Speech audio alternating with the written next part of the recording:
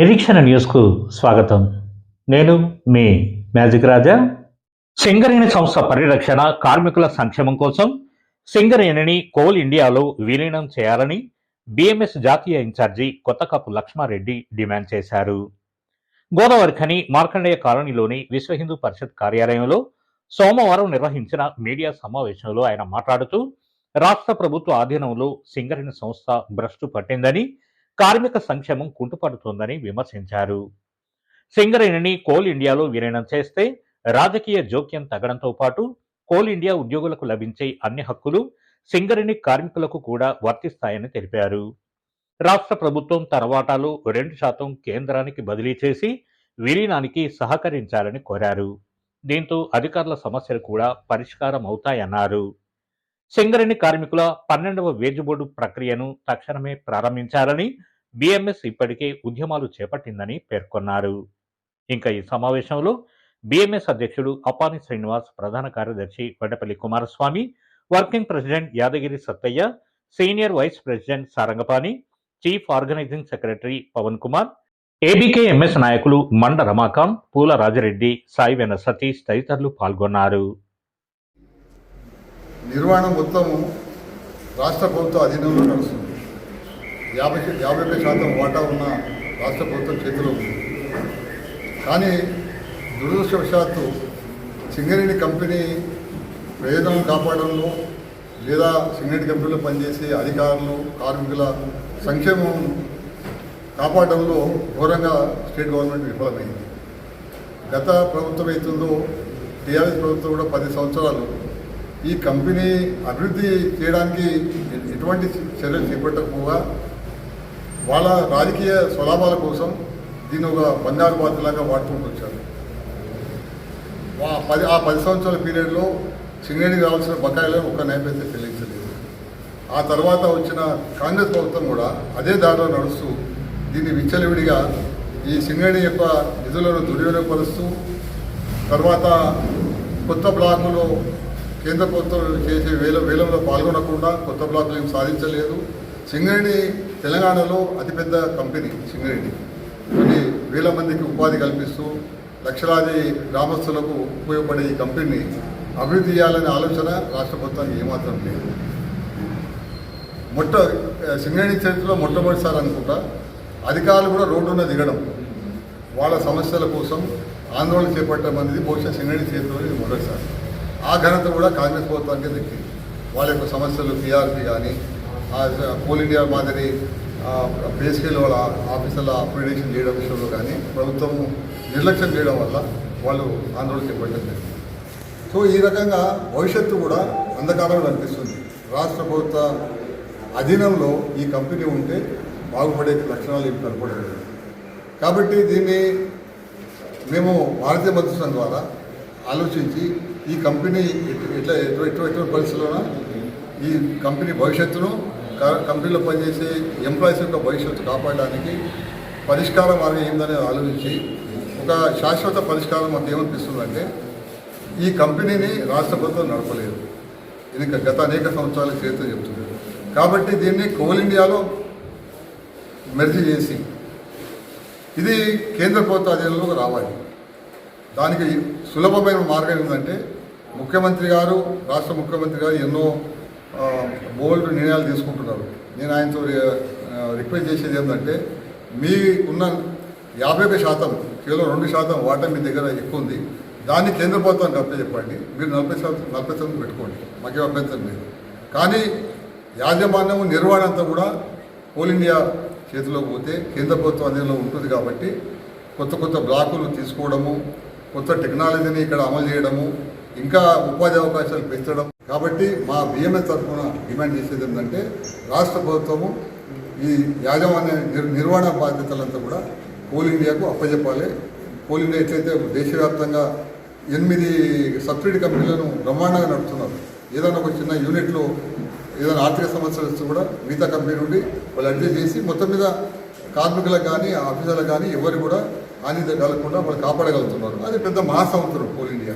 కాబట్టి 8 యూనిట్లు ఉన్నాయి, 8 కంపెనీలు. ఇది 9వ కంపెనీగా సింగరేణిని కోల్ ఇండియాలో మెర్జ్ చేయడమే శాశ్వత పరిష్కారం మార్గం.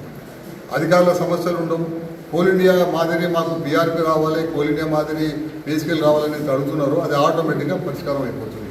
తర్వాత ఈవెన్ కార్మికుల జీతభత్యాలు, 12వ వేతన ఒప్పందం గురించి కానీ ఏ సమస్య అయినా కానీ కేంద్ర ప్రభుత్వము కోల్ ఇండియానే కీలక పాత్ర వహించేది. అట్లాగే ఇప్పుడు రాబోయే 12వ వేతన ఒప్పందం గురించి కూడా కోల్ ఇండియాలో మెరుగు అయితే చాలా సులువుగా ఉంటుంది. కార్మికులకు కూడా ఒక మన ఉద్యోగ భద్రత, భవిష్యత్తు భద్రత ఉంటుంది. కాబట్టి మేము ఈ డిమాండ్ లేవనెత్తుతున్నాము. స్టేట్ గవర్నమెంట్, సెంట్రల్ గవర్నమెంట్ మరి పరస్పరం మాట్లాడుకుంటున్నా స్టేట్ గవర్నమెంట్ ఎట్లా ఒప్పిస్తారో ఒప్పించి ఈ 2% ఎక్కువ వాటా ఉన్న రాష్ట్ర ప్రభుత్వము అది కేంద్ర ప్రభుత్వానికి అప్పచెప్పి అయితే ఈ సమస్య పరిష్కారం అవుతుంది. భవిష్యత్తులో ఇటువంటి సమస్యలు ఏమి ఉండవు. తమిళనాడులో ఉన్న నైవేలి కంపెనీ అవుతుందో కోల్ మినిస్ట్రీ అండర్లో ఉండే ప్రభుత్వ రంగ సంస్థ, వాళ్ళు తమిళనాడులో కంపెనీ పెట్టుకొని రాజస్థాన్లో మైనింగ్ చేస్తున్నారు, ఉత్తరప్రదేశ్లో థర్మల్ ప్రాజెక్టులు పెడుతున్నారు, ప్రపంచ సోలార్ దీంట్లో ఎంటర్ అవుతున్నారు. ఎంత బ్రహ్మాండంగా వాళ్ళు అభివృద్ధి అవుతున్నారు, వేల కోట్ల లాభాలు గడిస్తున్నారు. సింగరేణి యాజమాన్యం రాష్ట్ర ప్రభుత్వానికి అసలు అటువంటి ఆలోచన లేదు, విజనే లేదు. కాబట్టి దీన్ని ఇప్పటికైనా ఇప్పుడు చేసింది చాలు, దోచుకున్నంత చాలు. ఇక ముందైనా కార్మికులు, ప్రజలంతా కూడా ప్రభుత్వం మీద ఒత్తిడి తీసుకోవాల్సిన అవసరం ఉంది. మేమైతే ఉద్యమం ఎట్లా లేవనేస్తాం. దీన్ని రక్షించాలంటే కోల్ ఇండియాలో కలపండి. మీ 2% వదులుకొని కేంద్ర ప్రభుత్వానికి 50% అప్పచెప్పి మీరు 49 వాళ్ళ ఉన్నది మీరు తీసుకోండి, మీకున్నది వాళ్ళకి అప్పచెప్పండి. ఇది ఒకటే శాశ్వత పరిష్కారం. రెండవది, ఈ 12వ వేతన ఒప్పందం పరిమితి అవుతుందో అది కాలపరిమితి అయిపోయింది. ఈ జూలై 1వ తేదీ నుండి మరి కొత్త జీతభత్యాల గురించి మరి చర్చలు జరగాలి. 3 సంవత్సరాల క్రితము ఇదే బిఎంఎస్ ఆధ్వర్యంలో దాదాపు 2 సంవత్సరాలు నిరంతరం పోరాటం చేసినాం. ఏది జేబీసీసీ తొందరగా వేయించడం మొదలుకొని ఒప్పందం అయ్యేంత వరకు బిఎంఎస్ చాలా ప్రముఖ పాత్ర వహించింది. ప్రమాణమైన ఒప్పందం చేశాం. కార్మికులంతా చాలా సంతోషపడ్డారు. ఇప్పటికి కూడా వాళ్ళకి తెలుసు ఎంత బెనిఫిట్ అయిందని. ఇప్పుడు 12వ వేతన ఒప్పందం డ్యూ ఉంది. దీని కొరకు కూడా మేము ఆందోళన మొదలుపెట్టాం. పోయిన సింగరేణిలో చాలా రోజుల నుండే మొదలుపెట్టారు. మైన్ వైర్గా ధర్నాలు చేయడం అని ఏబీకేఎంఎస్ ఆల్ ఇండియా ఫెడరేషన్ తరఫున కూడా ధర్నాలు అవన్నీ కూడా మళ్ళీ ఇష్యూను మేము రేజ్ చేస్తున్నాం. ఇక దీన్ని 2వ విడతగా అంటే కంటిన్యూగా ఇప్పుడు ఏమవుతుందంటే గత ఒప్పందం సందర్భం లోపల 6 నెలల ముందే కోల్ ఇండియా యాజమాన్యం మరి లెటర్ రాయడం జరిగింది కోల్ మినిస్ట్రీకి. మేము కొత్త జేబీసీసీ కంపెనీ వేయాలనుకుంటున్నాం, మీరు అనుమతి ఇవ్వండి అయితే. కానీ దురదృష్టం ఏంటంటే ఇప్పటి వరకు కోల్ ఇండియా యాజమాన్యం లెటర్ రాయలేదు. పోయిన ఎఫెక్ట్ చేసేసి మీటింగ్లో నేను లేవదీశాను. మేము మే నుండి అడుగుతున్నాము, మీరు లెటర్ రాయకపోతే మినిస్ట్రీ వాళ్ళు వేయరు, మీ బాధ్యత. లెటర్ రాస్తే వాళ్ళు అప్రూవ్ చేసి వాళ్ళు కంపెనీ వేయడానికి అనుమతిస్తారు అని కూడా మొన్న అడగడం జరిగింది. ఆ జేబీసీసీ కోసము కోల్ ఇండియా ద్వారా లెటర్ పోయేటట్టు చేయడానికి మేము 2వ విడతగా ఇప్పుడు ఆగస్టు 23వ తేదీ నుండి 31వ తేదీ వరకు మొత్తం కోల్ కంపెనీలంతా కూడా ప్రతి కంపెనీ వైజ్ ఒక చోట బ్రహ్మాండమైన సమ్మేళనం, కన్వెన్షన్ అంటాం, ఆ సమ్మేళనం నిర్వహించి మొత్తం ఈ జరుగుతున్న విషయాలను కార్మికులకు, ప్రజలకు తెలియజేసి మరి యాజమాన్యం మీద, ప్రభుత్వం మీద ఒత్తిడి తీసుకొచ్చే ప్రయత్నాలు మేము చేస్తూనే ఉన్నాం. ఈలోగా అపెక్ జేసీసీ మీటింగ్ మళ్ళీ కోల్ ఇండియా యాజమాన్యం పిలిపిస్తే మాట్లాడతాం. లేబర్ కోడ్స్ అనేది ఒక మధ్యన తీసుకొచ్చాడు, కొత్త లేబర్ కోడ్స్ ఒక పక్కన ఉంది. అది ఎట్లా అమలు చేయలేదు అనేది మేమేమన్నామంటే చర్చించుకుందాం, చర్చలు జరగనివ్వండి. కానీ ఈలోగా ఆలస్యం జరగకుండా జేబీసీసీ కమిటీ వేయడానికి మీరు మినిస్ట్రీకి తొందరగా ఉత్తరం రాయండి. ఎందుకంటే వాళ్ళు కూడా కొంత టైం తీసుకుంటారు. మరి చార్టర్ ఆఫ్ డిమాండ్స్ ఇవ్వడము, చర్చలు జరగడము, ఒప్పందం వేయడానికి చాలా సమయం పడుతుంది. కాబట్టి మేము కోల్ ఇండియా యాజమాన్యం కోరింది ఏంటంటే మీరు సాధ్యమైన తొందరగా ఈ జేబీసీసీని వేయడానికి లెటర్ ఏమో రాయమని చెప్తున్నారు. లేబర్ కోడ్లు వేసాము, గుర్తింపు కోసము చట్టాలు చేశారు. ఏ యూనిట్కి ఎట్లా గుర్తింపు ఇవ్వాలనేది దాంట్లో కూడా ఎన్నో లోపాలు ఉన్నాయి. కేంద్ర భారతీయ మత్స్యం ద్వారా లేబర్ మినిస్టర్తో అనేక రోజుల నుండి చర్చలు జరుగుతున్నాయి. అది ప్రజాస్వామ్య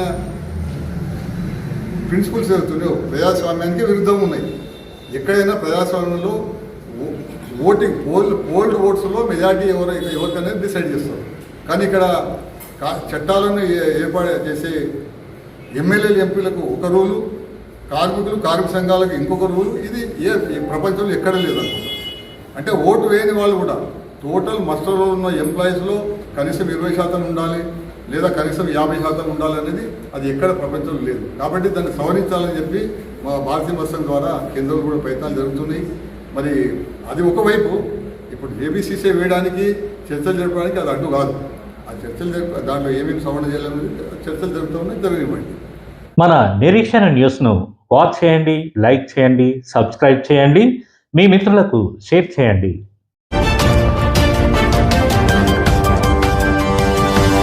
Audio Jungle.